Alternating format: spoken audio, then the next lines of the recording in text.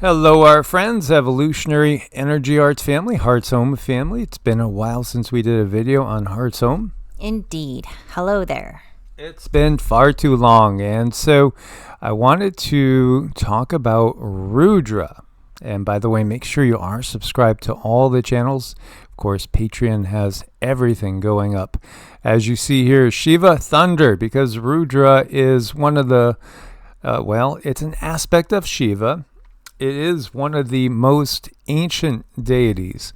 In fact, it goes back to the Rig Veda, which is the oldest of the four Vedas, dating back at least 1500 BC, probably far, far more ancient than that.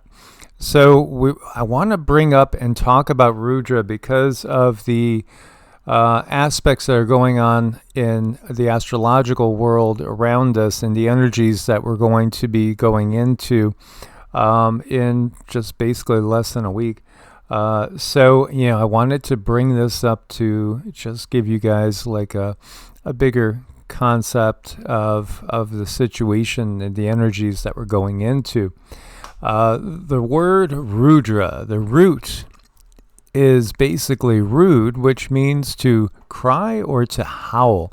So Rudra is sometimes interpreted as the roarer or the howler. Attributes: storm god, absolutely. Think kind of along the lines of Thor, but bigger. Associated with wind, destruction, healing, medicine. Nature is ambivalent, both fearsome and benevolent. Can be provoked to protect from disease and calamities, but at the same time, feared. Again, it's kind of like a storm coming. You might want to, make sure you're in a safe spot when a storm comes. Rudra is mentioned in over 70 hymns in the Rig Veda, often described as the father of Maruts, which are storm deities, wielder of bow and arrow symbolizing sudden illness or death, also a healer, and can be asked to remove toxins and grant longevity. One famous hymn comes from the Rig Veda 233. We implore thee, Rudra, Lord of remedies, with healing balms. Let your fierce weapons spare us. Over time, especially in the Upanishads and the Puranas, Rudra gradually evolved into Shiva.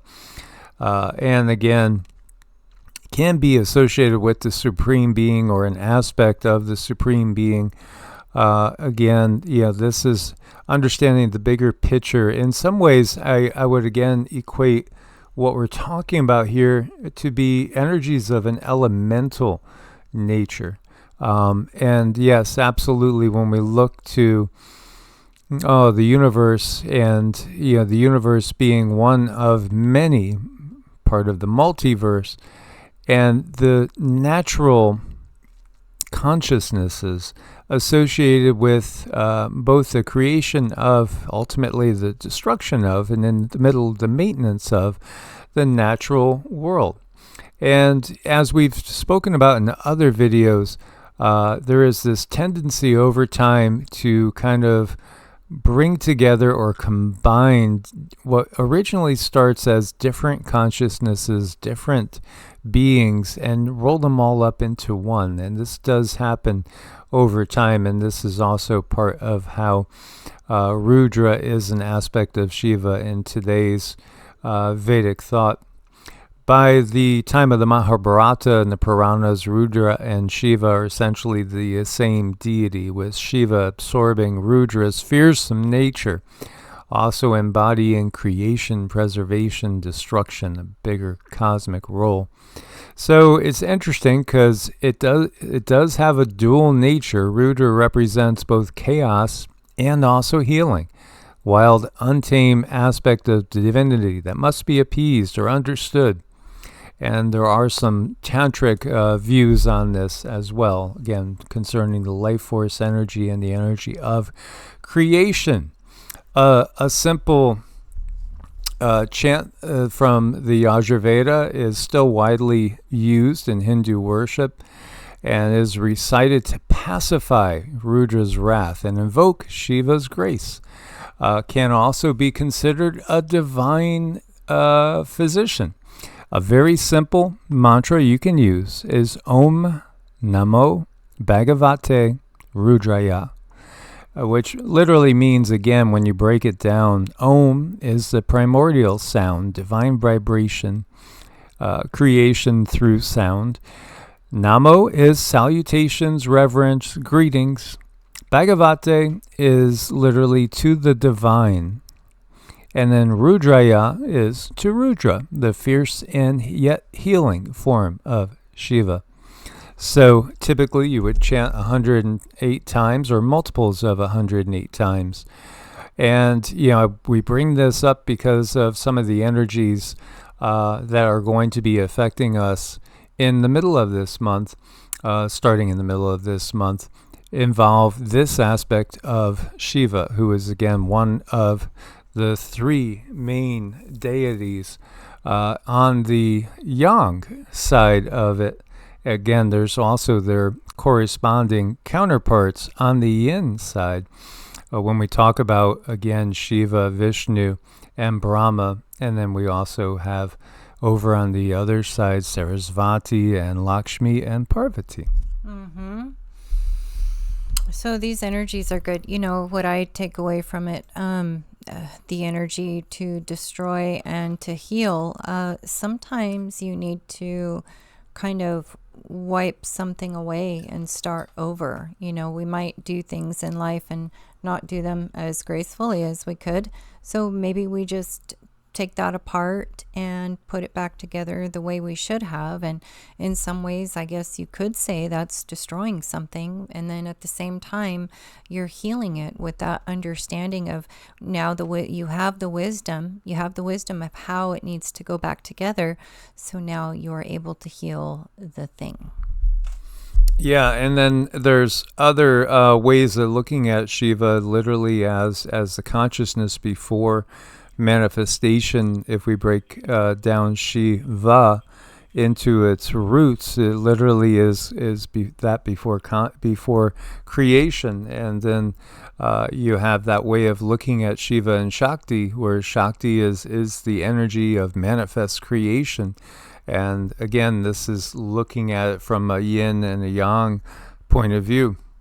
So we wanted to just share this with you guys. I think, again, when we look to what's happened throughout the course of time and how things have gotten distorted in many ways, again, the god Cernunnos and Hern, again, if we go to Central Europe and even to Great Britain, England, now the UK again, you'll see the same sort of energetic deities taking on different aspects in different ways. The Lord of the Wild Woods, the hunter, so to speak, a natural energy, a natural god deity. There were gods of the mountains, and again, there really are gods of the mountains in the form of elemental kings that are out and about. There's many, many elemental beings around us all the time, and many people will be able to see them and feel their presence more and more as we go deeper into the Bronze Age.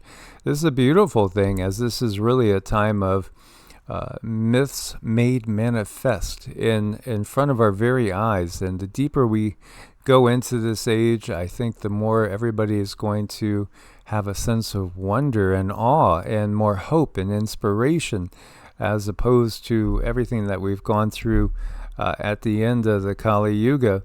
When you look to, let's say, the Levant and the Middle East, what you have with the god El is a natural, a nature deity. It was another storm deity. There are many others out there. Perun, again, if we want to talk Slavic. And then, of course, everybody's very, very familiar with Thor. Again, Thor was a real being, is a real being. He is basically an extraterrestrial on fourth density, but on upper fourth density, working his way over towards fifth density. So, again, these myths and legends are very rooted, in fact, and often they get combined, and they do kind of morph and change as time goes on.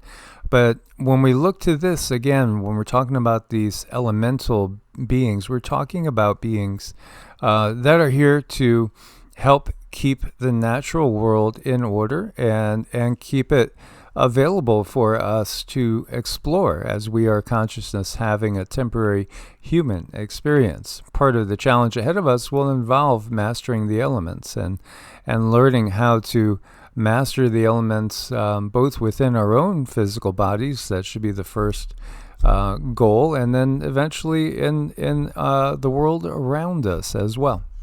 Right. There's balance.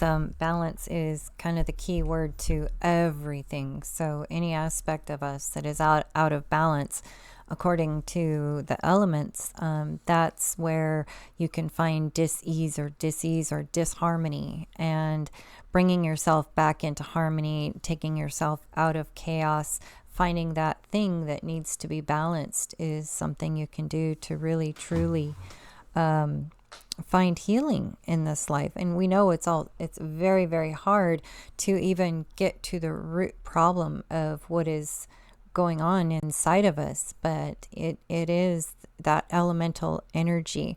It's an energy that if we can find that imbalance and balance that, it can bring us peace. Absolutely. So, Shiva in one of his forms is the turner of the wheel of time himself. And again, that's ultimately consciousness, which has created this realm for itself to explore. So we look forward to your comments. We give you thanks again for your support. We couldn't do it without you guys. May you all be blessed. And, I don't know what this guy is looking for, but, may he find what he needs to find, and may you all find what you need to find. I hope it's not a potty chair. Oh, no, hope not. Source bless and namaste. This isn't my cat box. This isn't my litter box. Poor guy. Namaste.